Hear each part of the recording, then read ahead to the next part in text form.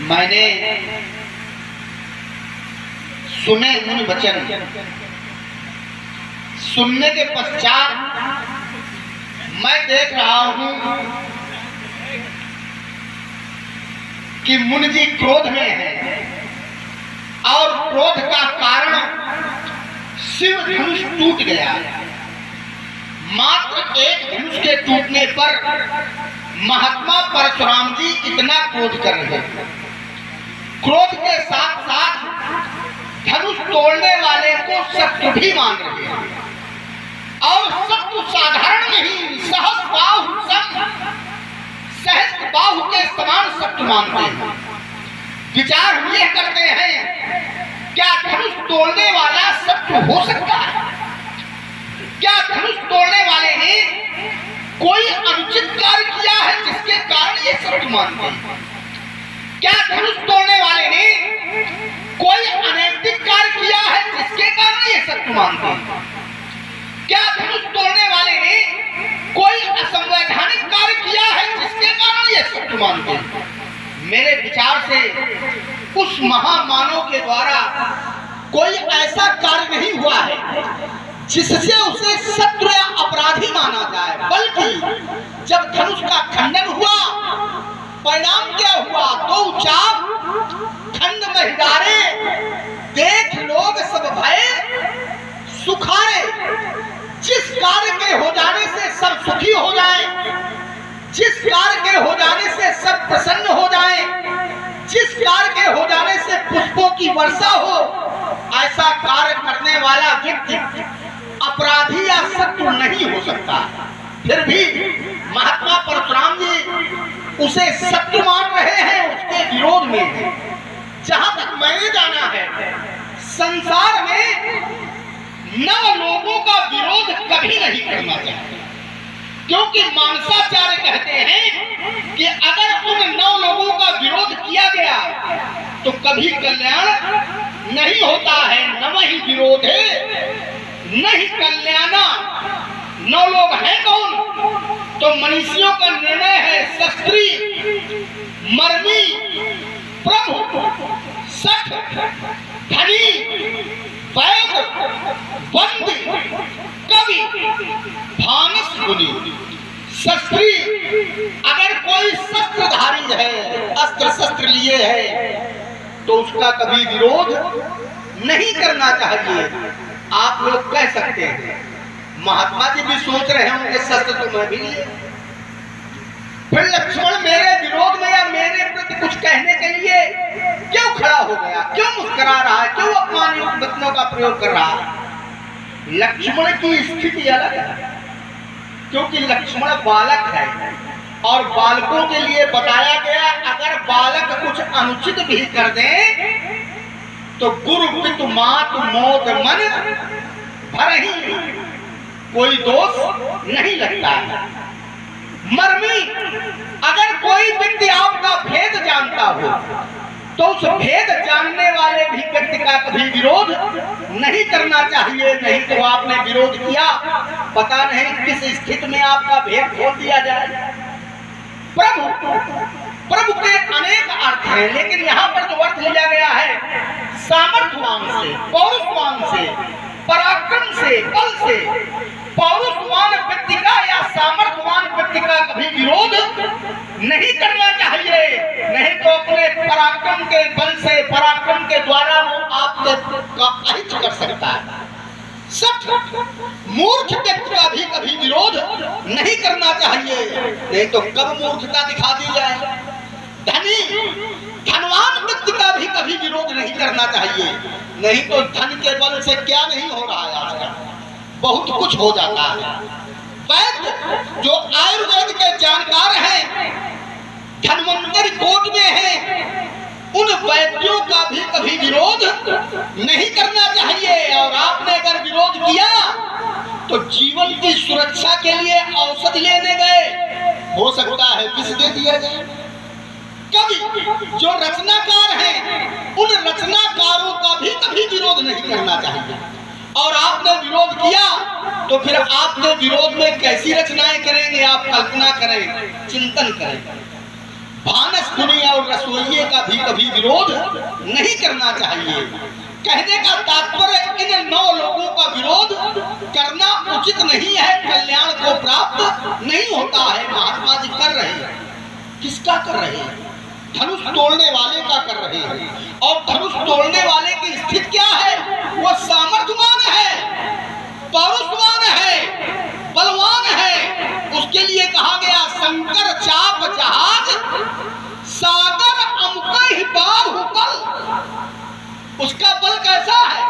सागर के समान गहरा है। उसकी भुजाओं का बल सागर के समान गहरा है। और महात्मा जी उस पौरुषवान व्यक्ति का, सामर्थ्यवान व्यक्ति का विरोध कर रहे हैं। चाहता ये हूं अपने निर्णय पर पुनर्विचार करें। और अगर ऐसा नहीं तो हे मुनि जी, हम आप ऐसे कह रहे हैं, हे गोसाई जी, यही धनुष पर ममता के ही हेतु, इस धनुष के प्रति ममत्व का हेतु क्या है मैं जानना चाहता हूँ। एक अपेक्षा भी है आपसे। शुभ कार्य होने जा रहा है, कन्या का विवाह होने जा रहा है, और संत महात्मा तो इस शुभ कार्य में सहयोग करें, वही अच्छा रहेगा, वही उचित रहेगा। तो अपेक्षा भी यही से है, आपसे है कि होने तो कन्या का विवाह, मुनि मत इसमें व्यवधान। क्यों? क्योंकि कन्या के विवाह में आकर रोड़े जो अटकाते हैं तो नरक उन्हीं के लिए बने मुनि घोर कष्ट को पाते हैं। तुम लोग विवेक से काम और इस विप्रवेश का ध्यान करो। होने तो कन्या का विवाह, मुनि मत इसमें व्यवधान बनो। क्यों? क्योंकि नाम उसी का अवनी तल पर ईश्वर कहकर पूजा जाता। जनहित को आदर्श मानकर परहित में अपना सब कुछ देता। नहीं अगर कुछ दे सकते, शुभ कामनाएं प्रदान करो।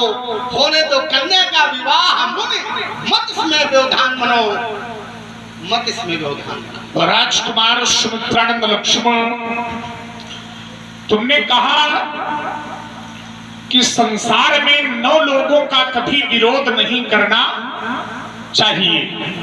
शस्त्री, मर्मी, प्रभु, सठ, धनी और वैद, वंदी, कवि, भानस, गुनी, इन 9 लोगों का विरोध नहीं करना चाहिए। पहला है शस्त्री। शस्त्री माने जिसने शस्त्र धारण किया हो, उसका विरोध नहीं करना चाहिए। तो लक्ष्मण यहां ठहरा और ठहर करके ये कहा कि समाज का कोई व्यक्ति विचार कर सकता है या परशुराम जी कह सकते हैं कि मैं भी शस्त्र धारण किए हूं, तो लक्ष्मण हमारा विरोध क्यों कर रहा? माने ये जान गया पहले कि परशुराम जी कह सकते हैं या समाज ये कह सकता है। ये जान गया कि हम भी तो शस्त्र धारण किए हैं, तो लक्ष्मण हमारा विरोध क्यों कर रहा है? तो लक्ष्मण ने अपने ही मुख से अपना बचाव पहले बना लिया। क्या बचाव बनाया? लक्ष्मण ने कहा कि लक्ष्मण की स्थिति अलग है। क्यों? क्योंकि लक्ष्मण बालक है, और बालक यदि अनुचित कर दे तो उस पर दोष नहीं लगता। ये बात तुम्हारी बिल्कुल 100 आने ठीक है कि बालक अगर अनुचित कर दे तो बालक को ये दोष नहीं लगता, लेकिन लग गया तो सावधान। इसलिए लेकिन जैसे तुम ये कह रहे हो कि बालक अनुचित कर दे तो बालक पर दोष नहीं लगता, लेकिन बालक ये जानता हो कि ये अनुचित है और फिर अनुचित करे तब दोष लगेगा कि नहीं लगेगा? बालक जानता हो कि ये गलत है, जैसे तुम ये जानते हो, क्योंकि नियम तुमने बताया है शस्त्री, मरनी, प्रभु, सठ, धनी और वैद, वंदी, कवि, भानस, गुनी। भाई बालक के दोष क्यों क्षमा किए जाते हैं? बालक के अपराध क्यों क्षमा किए जाते हैं? बालक के अपराध इसलिए क्षमा किए जाते हैं क्योंकि बालक उन अपराधों से अनभिज्ञ है, जानता नहीं कि ये अपराध है। क्यों? क्योंकि अबोध है, उसे ये ज्ञान नहीं है कि ये उचित है या ये अनुचित है। लेकिन अगर बालक जानता हो कि ये अनुचित है और फिर वही कर्म करे तो दोष लगेगा कि नहीं लगेगा? लगेगा। तो तुम ये जानते हो कि शस्त्री, मर्मी, प्रभु, सठ, धनी और वैद बंद कभी भानस सुनी, शस्त्री का विरोध नहीं करना चाहिए तो नहीं करना चाहिए, इस पर चिंतन हो। एक बात। दूसरी बात इसी से जुड़ती हुई तुमने कही कि परशुराम जी प्रभु का विरोध कर रहे हैं। प्रभु माने धनुष तोड़ने वाला, प्रभु माने सामर्थ्यवान। ध्यान देना, प्रभु माने सामर्थ्यवान। इन्होंने कहा धनुष तोड़ने वाला सामर्थ्यवान है और प्रभु का विरोध कभी नहीं करना चाहिए। पहली बात तो ये विचारणी है कि परशुराम ने धनुष तोड़ने वाले को जाना ही नहीं।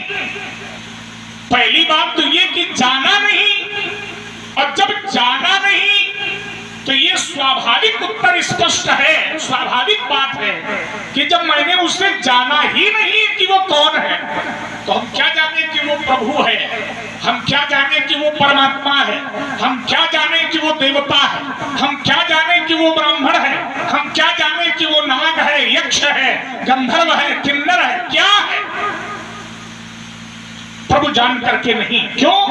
क्योंकि मैंने धनुष तोड़ने वाले के व्यक्तित्व का विरोध नहीं किया है, धनुष तोड़ने वाले के कृतित्व का विरोध किया है। सुनो राम, जे शिव धन तोड़ा तो सहस बाहु सम।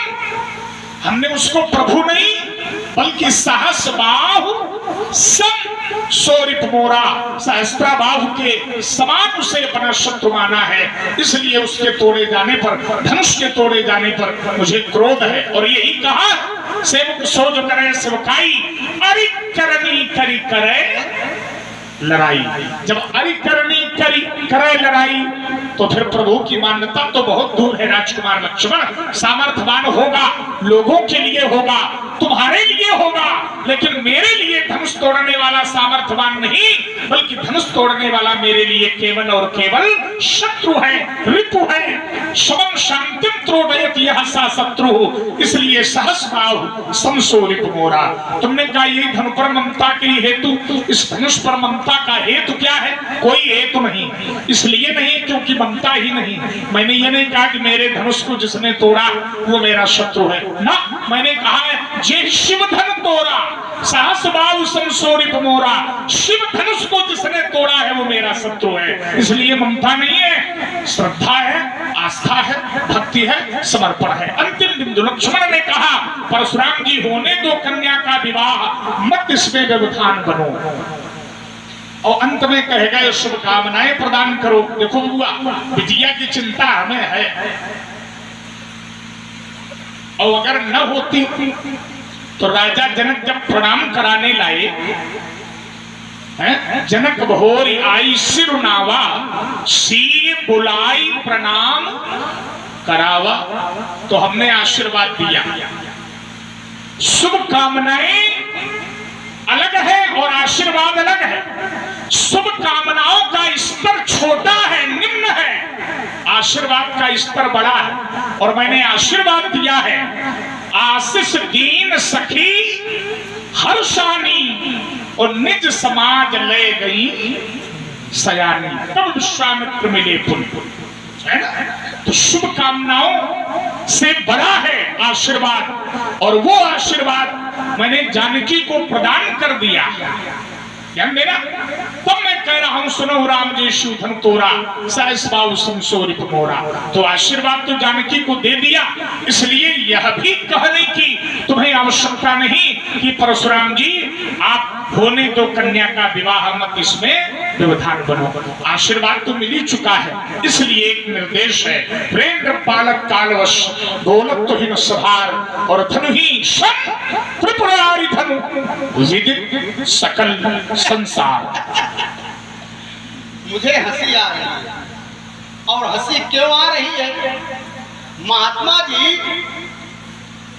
बता रहे हैं लक्ष्मण तुम शुभ कामनाओं की बात करते हो, और मैंने तो आशीर्वाद दे दिया है जानकी को। आशीष दीन सखी हर्षानी, क्या आशीर्वाद दिया? तो यही दिया होगा जो सब लोग कामना करते हैं कि महर्षि ऋषि ब्राह्मण मुनि ये आशीर्वाद दे कि मेरी पुत्री का सुहाग अचल बना रहे, सदा अचल यही कर अहिवाता। ये भावना होती है माता पिता की पुत्री के प्रति, तो मेरा विश्वास है आशीर्वाद भी आपने यही दिया होगा कि सदा अचल यही कर अहिवाता। अब एक विचारने बिंदु है यहाँ पर, चिंतन करें आप लोग। महात्मा परशुराम जी भी कहते हैं लक्ष्मण मैंने तो आशीर्वाद दे दिया, और शुभ कामनाओं से बड़ा स्थान है आशीर्वाद का।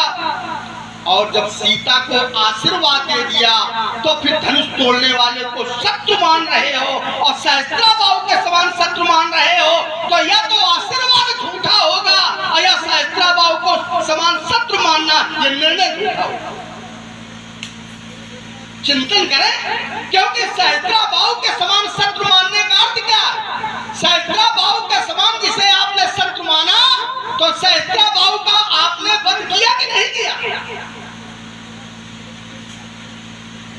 और जब वध किया गया है और आपने इधर सीता को आशीर्वाद दे दिया है कि सदा अचल यही कर,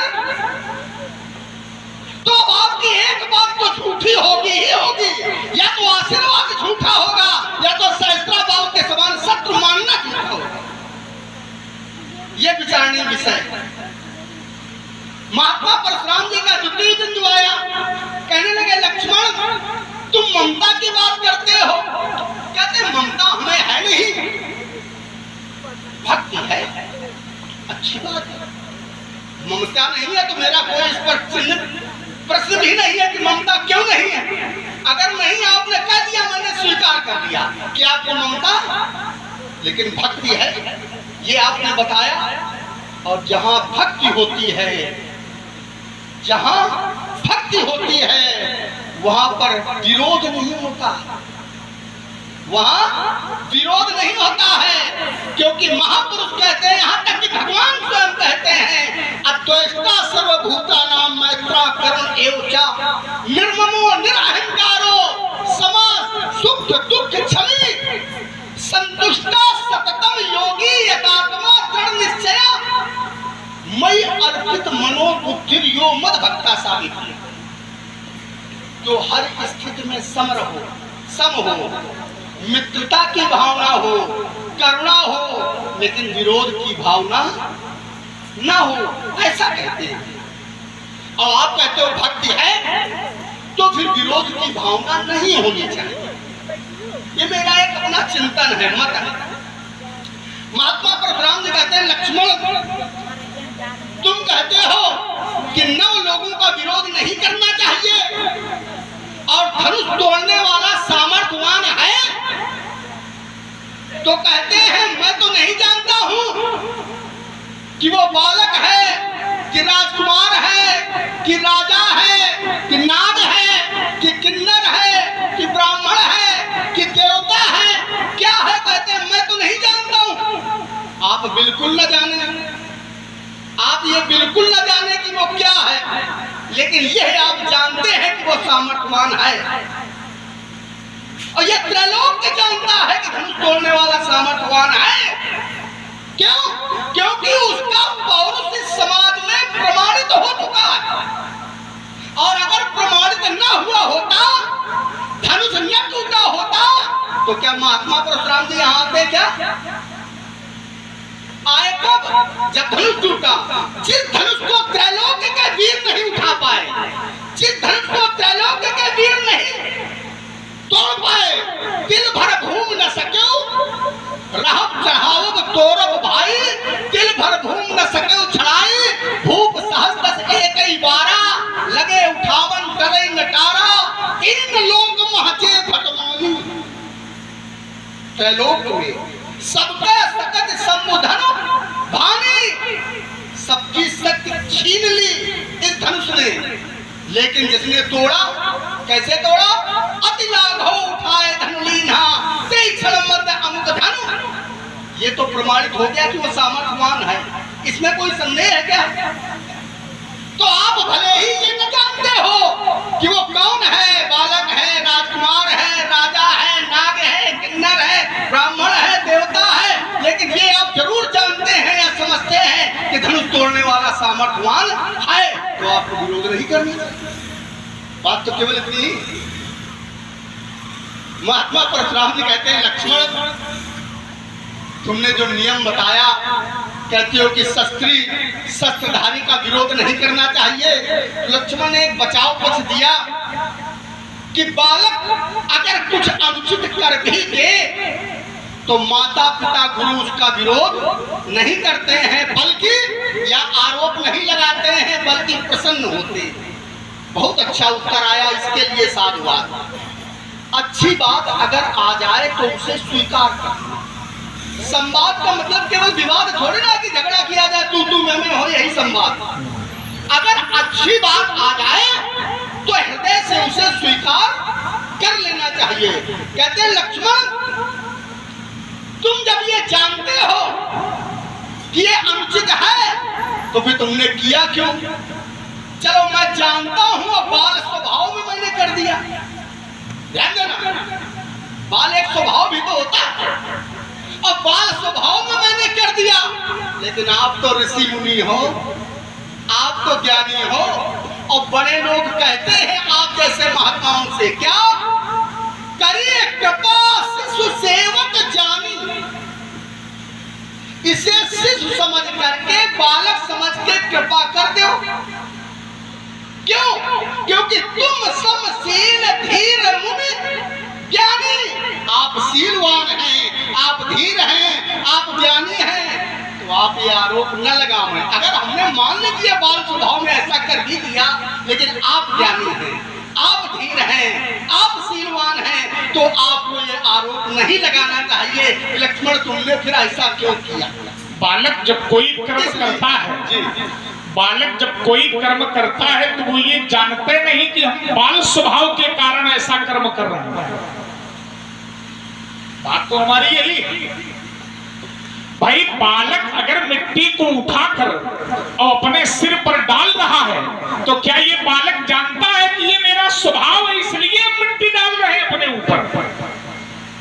और तुम तो जानबूझ के मिट्टी उठा के अपने सिर पर डाल रहे हो और फिर बता रहे हो कि हम बालक हैं इसलिए मिट्टी डाल रहे हैं। तो ये जानबूझ करके अपराध हुआ ना।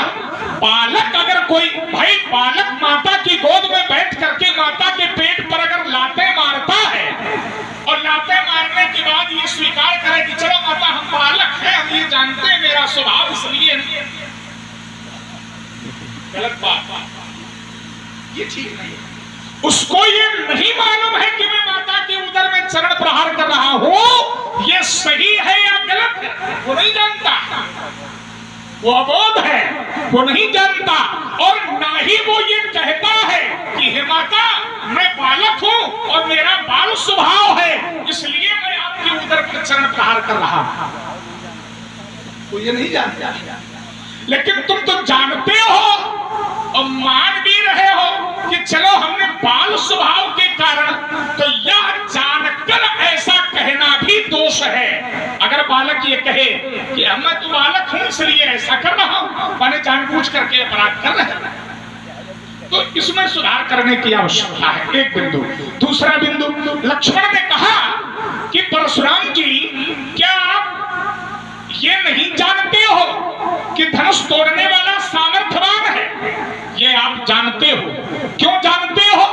क्योंकि जिस धनुष को त्रैलोक्य के लोग नहीं उठा पाए, जिस धनुष को त्रैलोक्य के लोग नहीं चढ़ा पाए, जिस धनुष को त्रैलोक्य के लोग तिल भर भूमि न सके उछड़ाई, उस धनुष को धनुष तोड़ने वाले ने उठा करके अतिशीघ्रता से तोड़ दिया है। इसलिए धनुष तोड़ने वाला सामर्थ्यवान है। क्यों है? क्योंकि समाज के मध्य में उसका पौरुष्य स्पष्ट हो चुका है। समाज के मध्य में स्पष्ट हुआ है ना, परशुराम के मध्य में तो स्पष्ट हुआ नहीं, परशुराम के सामने तो स्पष्ट हुआ नहीं।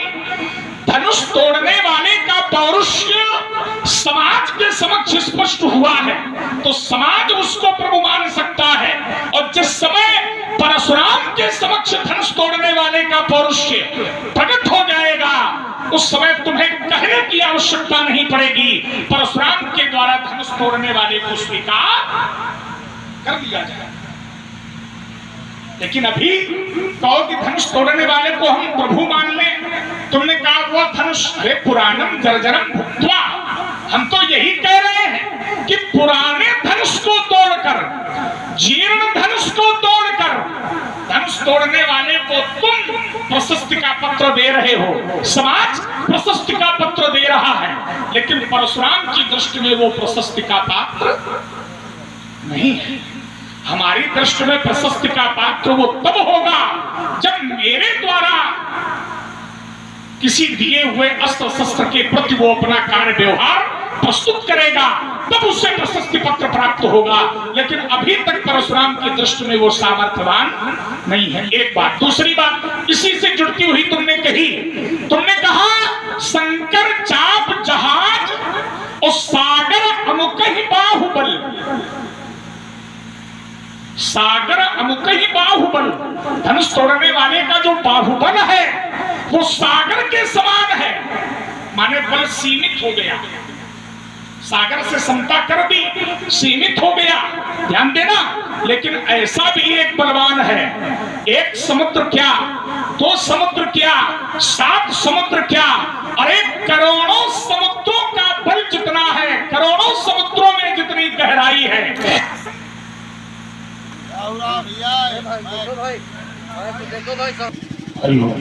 चलिए बात पर बात ये चल रही थी कि धनुष तोड़ने वाला सामर्थ्यवान है, तो मैंने कहा नहीं है, हम नहीं मानते धनुष तोड़ने वाले को सामर्थ्यवान। तो लक्ष्मण ने कहा कि समाज के मध्य में उसका पौरुष प्रमाणित हो चुका है, समाज के मध्य में उसका पौरुष प्रमाणित हो चुका है। तो समाज के मध्य में पौरुष प्रमाणित हो चुका है, ये बात मैंने पूर्व में कह दी। समाज के लोग उसे अपना प्रभु माने, सामर्थ्यवान माने, लेकिन समाज के आधार पर परशुराम धनुष तोड़ने वाले को पौरुषवान मान ले, सामर्थ्यवान मान ले, ये थोड़ा विचित्र क्रम है, इसको मैं स्वीकार नहीं करता। दूसरा बिंदु, तुमने कहा कि धनुष तोड़ने वाले को आप सहस्त्राबाहु के समान शत्रु मान रहे हो और सीता को आशीर्वाद दे रहे हो। सीता को आशीर्वाद आपने यही दिया होगा, सदा चल यही कर ही बाता, यही तेजस्वी यही पितुमाता, इसको आपने आशीर्वाद दिया होगा। और धनुष तोड़ने वाले को सहस्त्राबाहु के समान शत्रु मान रहे हो, और सहस्त्राबाहु का किया था आपने वध, तो या तो आपका आशीर्वाद झूठा है और या तो धनुष तोड़ने वाले का वध करना झूठा होगा। हाँ, ना आशीर्वाद झूठा है और ना सहस्त्राबाहु को शत्रु मानना झूठा है। एक बात जो तुमने अपने मन से लगाई है वो जरूर झूठी। कौन सी बात लगाई है? तुमने कहा है कि धनुष तोड़ने वाले को आपने सहस्त्राबाहु के समान कहा है और सहस्त्राबाहु का आपने वध किया था, तो धनुष तोड़ने वाले का भी वध करोगे, ये बात झूठी। ये अभी तक सिद्ध नहीं हुआ है और ना हो सकता है कि परशुराम ने धनुष तोड़ने वाले को सहस्त्राबाहु के समान कहा है तो परशुराम धनुष तोड़ने वाले का भी वध करेंगे, ये आवश्यक नहीं। क्यों? एक सिद्धांत कहता है कि भले ही ये लोग आपके शत्रु क्यों न हो, लेकिन अगर ऐसे लोग आपके शत्रु हैं तो ये सिद्धांत नहीं कहता कि उनका वध किया जाए। कौन कौन? तो कहा मत्तम प्रमत्तम उन्मत्तम सुप्तम बालम स्त्रियम जड़म प्रपन्नम विरथम भीतम रिपुम हंति न धर्मविद। अब इसका तात्पर्य समझ लें, जो मत्त है ऐसा शत्रु है अगर तो उसका वध नहीं करना चाहिए, प्रमत्त है ऐसा शत्रु है वध नहीं करना चाहिए, उन्मत्त है शत्रु है वध नहीं करना चाहिए, सो रहा है कोई नहीं मारना चाहिए, बालक है कोई नहीं मारना चाहिए, भले ही वो शत्रु क्यों न हो, स्त्री हमारी शत्रु क्यों न हो, लेकिन वध नहीं करना चाहिए। जन्म माने मूर्ख, अगर कोई मूर्ख है, मूढ़ है, भले ही शत्रु हो, वध नहीं करना चाहिए। शरणागत प्रपन्न माने शरणागत प्रपन्नम, जो शरण में आ चुका हो, शत्रु भी क्यों न हो, नहीं वध करना चाहिए। शरणम भीतम, जो भयभीत हो आपसे, अगर वो शरण में हो, भयभीत हो और आपका शत्रु हो, वध नहीं करना चाहिए। आचार्य कहते हैं रिपुम हंति न, रिपु माने शत्रु, हंति माने मारते हैं, न माने नहीं। कौन? धर्मविद, जो धर्म को जानने वाले। तो अभी तुमने ये कैसे निर्णय ले लिया कि परशुराम जी धनुष तोड़ने वाले को मार ही देंगे, इसलिए न तो उसका शत्रु मानना, मैंने ये नहीं कहा कि मैं उसका वध करूंगा, ये कहा है कि सहस्त्राबाहु समसो रिपु मोरा, सहस्त्राबाहु के समान वो मेरा शत्रु है। शत्रु है तो शत्रु मानना भी झूठा नहीं है, आशीर्वाद देना भी झूठा नहीं है, लेकिन एक बात जो तुमने अपने मन से जोड़ी है कि आप उसका वध कर देंगे, ये अभी प्रमाणित नहीं हुआ है। मुझे लगता है यही बात झूठी है, इसलिए इस पर पुनर्विचार करने की आवश्यकता है। आइए, दो बिंदु हैं और दोनों बिंदुओं का समीचीन उत्तर हम दे रहे हैं, इधर उधर कहीं जाने की जरूरत नहीं। महात्मा परशुराम जी कहते हैं, लक्ष्मण तुमने कहा धनुष तोड़ने वाला सामर्थ्यवान है और तुमने कह दिया कि समाज में प्रमाणित हो गया है। ये आधी बात आपने बताई, पूरी बात नहीं बताई।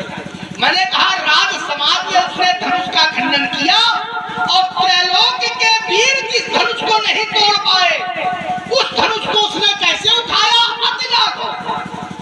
मैंने कहा था 3 लोग महते भटमानी सबके सकत संबुधन। तो जब त्रैलोक के वीर से नहीं तोड़ पाए और जिसने तोड़ दिया तभी तो उसका यश त्रैलोक में व्याप्त हुआ है। मही पाताल नाग, नाग मनेश्वर, मही पाताल नाग जसु व्यापा अमुख बरिय से भंजो चापा। क्योंकि उसने धनुष का खंडन किया है इसलिए उसका यश कहां कहां व्याप्त है?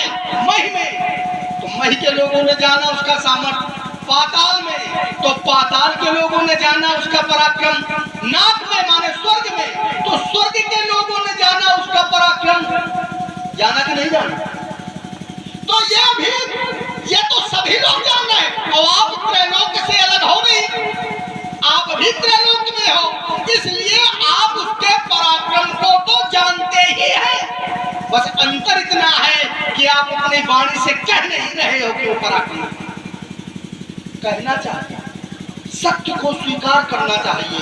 अब्रह्म कल्पितम माया कल्पितम जगत सत्यम एकम पर ब्रह्म विदितोयम सुखी भवे। जो सत्य है उसको स्वीकार कर लेना। जैसे मैंने स्वीकार किया था कि मैं बालक हूँ, ये बाल स्वभाव हमारा है, तो महात्मा जी ने बड़ी चतुराई से उत्तर दिया कि नहीं लक्ष्मण, बाल स्वभाव तुम्हारा है, लेकिन बालक क्या ये जानता है कि मेरा बाल स्वभाव है? हाँ, जानता भी है, ये नहीं कह रहा हूं कि जानता ही है। क्यों? क्योंकि बालक की 4 अवस्थाएं, नई बात दे रहा हूं। एक बालक वो होता है जो जन्म से लेकर के 3 वर्ष तक का बालक है, जिसे अबोध बालक कहते हैं। शिशु है, वो माता की गोदी पर रहता है, माता के पक्षस्थल पर चरण का भी प्रहार करता है, माता के बाल भी खींचता है। कर गही केश करें जो घाता और तेव न मात उतारे, अपने गोद से माता उसे अलग नहीं करती। क्यों? क्योंकि वो अबोध है। एक बालक वो होता है जो 4 वर्ष से लेकर के 7 वर्ष तक का बालक है। एक बालक वो होता है, ये पौगुंड अवस्था है। एक बालक वो होता है जो 8 वर्ष से 11 या 12 वर्ष तक का बालक है, इसे कौमार अवस्था कहते हैं। एक बालक वो होता है जो 12 वर्ष से लेकर के 17 वर्ष कुछ माह तक, इसे किशोरावस्था कहते हैं। उसके बाद युवा अवस्था।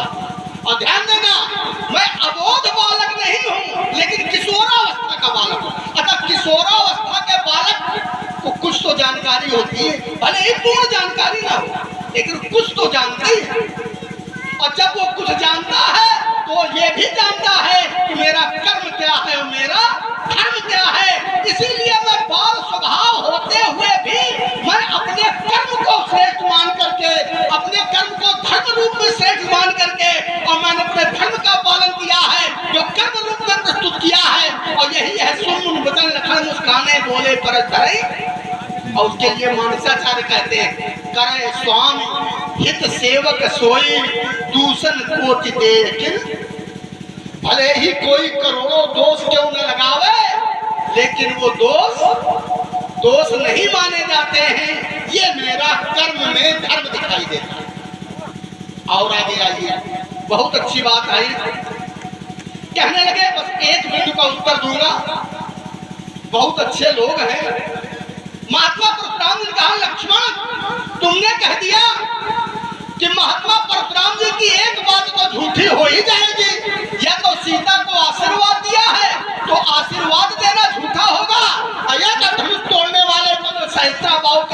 शत्रु माना है तो ये शत्रु कहना झूठा हो जाएगा। तो कहते हैं ना भैया बातें न करो, सब कुछ करो, रुपया देव चाहे न देव, लेकिन सुन ले, थोड़े लोग हो, बहुत अच्छे लोग हो, हमें अच्छा लग रहा है। अब देव स्थान है, अब आप सब लोग भी देव स्वरूप हैं। यद्यप देवता भी मनुष्य रूप में है, महात्मा जी तो बड़े चतुर गाँव पकड़ ले लक्ष्मण का दिया देव स्वरूप, देव धर्म मनुष्य शरीर, लेकिन ये मेरी भावना है आपने, ठीक है ना? तो बड़े धैर्य से केवल सुनना है, थोड़ी देर सुन लो, फिर भी हम लोग तो तार ठोकेंगे, गीत कभी दिखाएंगे, चले जाएंगे, आप लोग रुपया दे दोगे, लेकिन थोड़ी देर सुन लो। देखिए तो महात्मा परशुराम ने कहा लक्ष्मण कुछ स्थितियां ऐसी होती हैं कि लोगों को ये शत्रु रूप में है, लेकिन इनको नहीं मारना।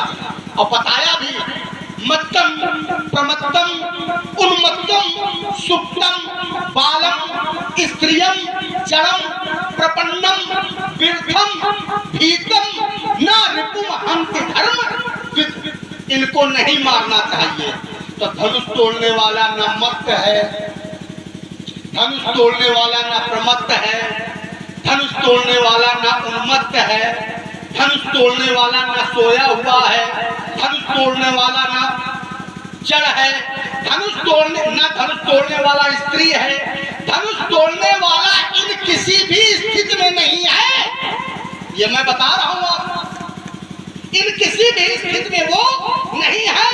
और आप कहते हो कि ये लोग अगर शत्रु की स्थिति में हो तो नहीं मारे जाते हैं, न विपुमहंत धर्मविद, और इस स्थिति में वो है नहीं। वो कैसा है? वो इतना सरल है, इतना सहज है, इतना पवित्र हृदय वाला है कि जब चला तोड़ने के लिए तो उन्मत्त होके नहीं चला। कैसे चला? सहज ही चले सकल, आगे न कहूंगा, बस इतने संकेत है, क्योंकि हमें कुछ छिपाना भी, सहज भाव में चलता है। और देखिए विडंबरता की पराकाष्ठा उसकी, देखिए जब उसे आदेश मिला, आज्ञा मिली गुरु जी की, तो सुन गुरु वचन तो चरण सिर नाम। विडंबरता की पराकाष्ठा देखिए। और देखिए फिर आगे क्या बताया गया, हर्ष विषाद न कछु, न हर्ष है न विषाद। तो ये जो स्थितियां आप बता रहे हो, इन स्थितियों में वो है नहीं, तो जब वो नहीं है तो बताइए शंका की जाएगी कि नहीं की जाएगी? कि हो सकता है ऐसा हिस्साबाव के साथ जो व्यवहार किया हो उसके साथ भी कर दिया, तो क्या कहा भी ना जाए? आप लोग बताओ, मैं क्या कहा भी ना जाए? जब आप मान रहे हो सहस्त्राबाहु के समान शत्रु, तो क्या ये कहा भी ना जाए? क्या आप ऐसा कर सकते हैं? और अगर आप या तो समाज में कह दो चिल्ला के कि लक्ष्मण हम उसे नहीं मारे, तो हम बिल्कुल निश्चिंत हो जाए, ठीक है ना? या तो कहेंगे, लेकिन ये कहेंगे नहीं, हम जानते हैं बड़े चतुर नहीं कहेंगे। इसलिए महात्मा परशुराम जी इन वचनों पर, इस कथन पर आपको पुनर्विचार की आवश्यकता है। कहा हंसी हमारे जाना। अब मैं थोड़ा आगे बढ़ रहा हूं, हमारी जानकारी में है क्या कि सुनो देव सब धनुष समाना। ये देव क्या कुछ नया होता चले, क्योंकि किसी कुटी तो आप लोग अगल बगल सुन ही रहे हो। देव क्या ध्यान दें, अच्छा लग रहा हो जोरदार ताली बजा दें दोनों लोगों के लिए, और प्रभावित भी आ रहे हैं। देव, ये देव महात्मा परशुराम जी के पुत्र लक्ष्मण के द्वारा संबोधन।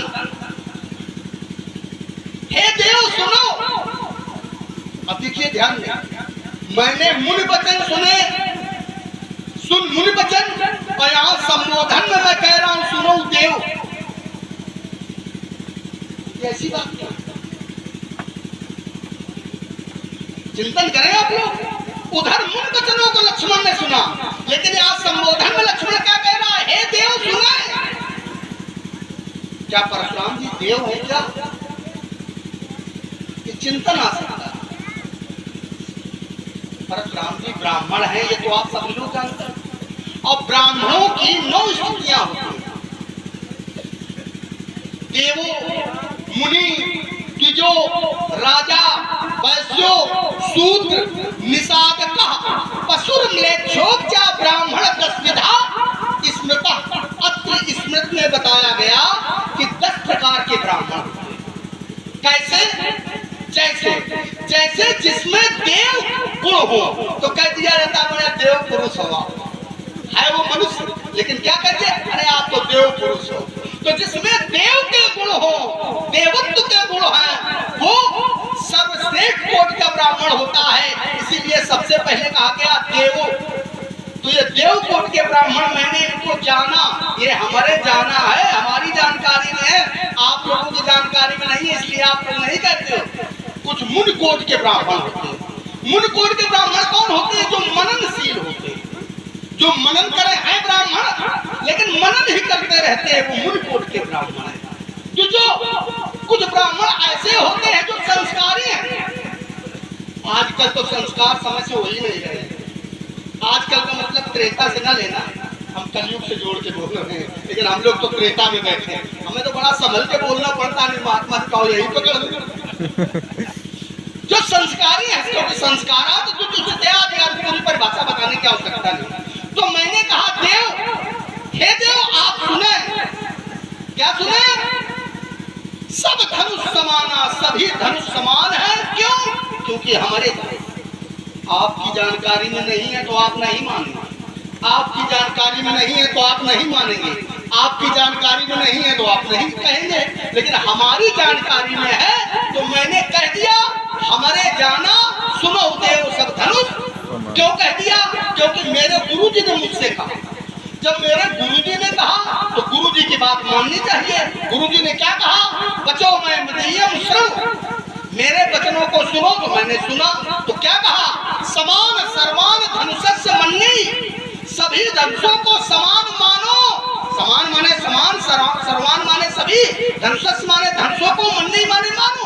मैंने मान लिया। यही महात्मा जी को अपनी जानकारी में बता रहा हूँ। ये हमारी जानकारी में है कि सुनो देव सब धनुष समाना, तो सभी धनुषों को आप समान माने। समान सर्वाणि धनुषस्य मन्ये, इसी श्लोक में उत्तर है। सभी धनुषों को समान मानो, ये विषय अलग हो गया, और सभी धनुष समान है, ये विषय अलग हो गया। मानो ये तुम्हारा अपना विभाग है, तुम्हारे अपना चिंतन है, लेकिन सभी धनुष समान है, ये अलग विषय है। इसी तुम्हारे श्लोक में उत्तर निकल आया। हमें अतिरिक्त बुद्धि लगाने की आवश्यकता नहीं है। समान सर्वाणि धनुषस्य मन्ये, माने सभी धनुष समान है नहीं, लेकिन मानो। तो तुम्हारे गुरुजी ने बताया तुम्हें मानो, तुम मानो, हमारे ऊपर काहे ठोकी रहे? भाई तुम्हारे गुरुजी ने तुम्हें बताया है समान सर्वान धनुषस्य मन्ये, तो तुम मानो। लेकिन ये आवश्यक थोड़ी कि नियम परशुराम पर भी लगाओ। तुम मानते हो, मानो, अच्छी बात है। मान्यता व्यक्तिगत होती है, सार्वभौमिक नहीं, व्यक्तिगत। मेरी मान्यता क्या है? ये मेरा अपना चिंतन है, लेकिन मेरी मान्यता को मैं किसी दूसरे के ऊपर आरोपित करूं कि मैं ऐसा मानता हूं, तुम भी ऐसा मानो, ये धर्म आदेश नहीं देता। धर्म स्वतंत्रता का आदेश देता है। तुम्हारी सद्भावना किसी के प्रति है और मेरी सद्भावना किसी दूसरे के प्रति है। मैं अपनी सद्भावना को तुम्हारे ऊपर थोप नहीं सकता, आरोपित नहीं कर सकता। प्रथम बिंदु। द्वितीय बिंदु, मैंने कहा कि धनुष तोड़ने वाले का वध ही हम करेंगे, ये अभी प्रमाणित नहीं हुआ है, ये निश्चित नहीं हुआ है। तो लक्ष्मण ने कहा, अनेक नियम बताया, मत्तम प्रमत्तम उन्मत्तम सुप्तम बालम स्त्रियम जलम प्रपन्नम विरुद्धम भीतम रिपुम हन्ति न शरण धर्मविद। तो लक्ष्मण ने कहा कि परशुराम जी वो इनमें से है नहीं, वो इनमें से नहीं है। क्यों? क्योंकि वो इन सब से अलग है, वो इन सब से परे है। तो हम विचार करने लगे, विचार ये करने लगे, एक शब्द इस श्लोक में निकला प्रपन्न। प्रपन्न माने शरणागत। लक्ष्मण कहता वो इनमें से है नहीं। अब इसके भैया ने अभी थोड़ी देर पहले कहा था, नाथ संभुधन भंजन निहारा, और हुई है को एक दास। दास माने सेवक। दास माने सेवक नहीं होता। दास अलग है, सेवक अलग है। दास माने सेवक नहीं है। ये उचित है। दास माने सेवक नहीं है। क्यों? क्योंकि तुम्हारे भैया ने कहा हुई है कोई एक दास तुम्हारा, तो मैं दास के धरातल से नीचे उतरा और कहा कि सेवक सो जो करे सेवकाई, अरि करनी करी करे लड़ाई, सुनो राम जी शिव धनु तोरा, तो सहस बाहु समसोरित मोरा। ये सिद्ध नहीं हो सकता है कि धनुष तोड़ने वाले का वध परशुराम जी के द्वारा होगा। कहने को तुम कुछ भी कहो, तुमने कहा, तुम कह रहे हो कि क्या ये कहा नहीं जा सकता? कहा जा सकता है, लेकिन ऐसा ही होगा ये निश्चित नहीं है, निश्चित नहीं है। इसलिए उसको निश्चित के दायरे में न लाओ, उसको निश्चितता के जो है घेरे में न लाओ कि आपने धनुष तोड़ने वाले से कहा कि सहस बाहु सहस्त्र बाहु का आप वध करेंगे तो धनुष तोड़ने वाले का वध हो जाएगा, तो आपका आशीर्वाद झूठा हो जाएगा। तो मैंने कहा नहीं, न आशीर्वाद झूठा होगा, न शत्रु की मान्यता झूठी होगी, लेकिन हाँ तुमने जो अपना बिंदु जोड़ा है कि धनुष तोड़ने वाले का आप वध कर देंगे, ये झूठा हो सकता है। एक बात, तो वो बात अभी यहीं रुकी हुई है, एक बात इसको गति दी जाए। आगामी बिंदु, लक्ष्मण ने कहा कि परशुराम जी हम बालक हैं, तो हमने कहा अगर बालक ये जानता हो कि हम बाल स्वभाव के कारण अपराध कर रहे हैं तो ये उसका सबसे बड़ा अपराध। तो लक्ष्मण ने कहा कि बालक 4 प्रकार के होते हैं। इन्होंने प्रकार बताए, तो इन्होंने कहा कि हम कुमार भी हैं, कुमार बालक हैं, है ना, युवावस्था में प्रवेश धीरे धीरे हो रहा है। ऐसा बालक अगर अपराध करे और जानबूझ करके ये कहे कि मैं बालक हूं, तुम्हारा तो बबुआ जनेऊ ही चुका, और जनेऊ होने के बाद में अगर बालक ये कहे, अच्छा जनेऊ छोड़ो, वशिष्ठ की पाठशाला के तुम छात्र हो, विश्वामित्र के साथ आए हो, और विश्वामित्र के साथ आने के बाद वशिष्ठ की पाठशाला में विद्या अध्ययन करने के बाद यज्ञोपवीत धारण करने के बाद अगर कोई बालक ये कहता है कि मैं बाल स्वभाव के कारण ऐसा कर रहा हूं, तो ये उसका न्याय नहीं है, ये उसका उत्तर नहीं है, ये उसका चिंतन नहीं हो सकता, वो दोषी है। और ऐसे कई बार कार्य हुए। जानबूझ करके यदि बालक कोई अपराध करता है तो वो अपराधी है, और अगर अनजाने में कोई बालक अपराध करता है तो वो अपराधी नहीं है। जो बालक कहा तो तरी बाता, तो सुने ही मुदित मन पितुवर माता। जो बालक कछु अचकरी करही, तो गुरु पितु मात मोद मन भरही। लेकिन कब तक? जब तक तोतरी बाता, तब सुने ही मुदित मन पितु वरु माता। लेकिन बालक वशिष्ठ की पाठशाला का छात्र हो जाए और फिर तोतली बाला भाषा में बोले, तो फिर ये उसका धर्म नहीं है, ये बाल स्वभाव नहीं है, ये तो ज्ञान की अवस्था। और तुम वशिष्ठ की पाठशाला में पढ़ने के बाद ये कह रहे हो कि मैं बाल स्वभाव के कारण ऐसा कर रहा हूं, तो कहीं न कहीं तुम अपने अपराध को स्वीकार कर रहे हो। इस पर चिंतन करने की आवश्यकता है। और अपेक्षा ये कि थोड़ी थोड़ी बात हो, थोड़ी थोड़ी बात, जैसे मैं बहुत कम समय में अपनी बात कह करके रुक गया, इस बार तुमने कुछ अधिक समय लिया था, इसलिए अपेक्षा है कि थोड़े समय में अपनी बात रखी जाए। हमसे अपेक्षा महात्मा जी कर रहे हैं लक्ष्मण थोड़ा थोड़ा हो। मैंने तो थोड़ा किया था, मैंने छटनी भी की, लेकिन आप पुनः उन्हीं बिंदुओं को ले आए।